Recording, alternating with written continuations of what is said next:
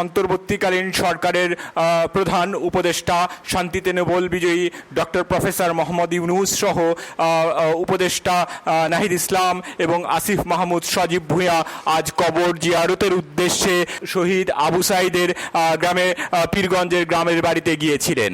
মোহাম্মদ ইউনূস দীর্ঘক্ষণ সময় ব্যক্তিগত সময় অতিবাহিত করেন শহীদ আবু সাঈদের পরিবারের সঙ্গে। প্রধান উপদেষ্টার শপথ গ্রহণের পর ঢাকা জেলার বাইরে এটি প্রথম সফর ছিল প্রধান উপদেষ্টার। শহীদ আবু সাঈদের পরিবারের যেমন খোঁজ খবর তিনি নেন, পাশাপাশি তার কবর জিয়ারত করে তার আত্মার মাগফিরাত কামনা করেন। ভরে যায় হাজার হাজার জনতায়।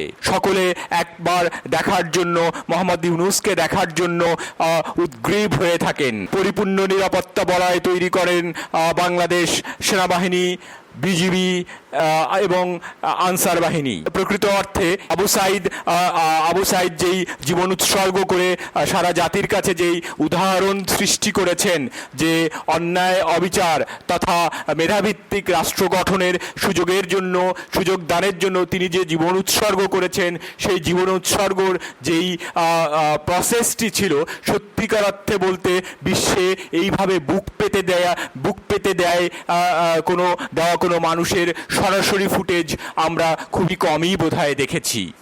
আর নোবেল বিজয়ী ডক্টর প্রফেসর ইউনূস সেই ব্যাপারটিও নিশ্চয়ই অনেকভাবেই অবগত।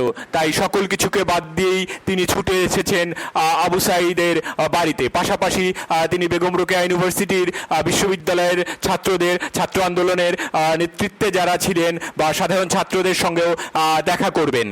ইনমো Shahriar, staff reporter, Bangla FM।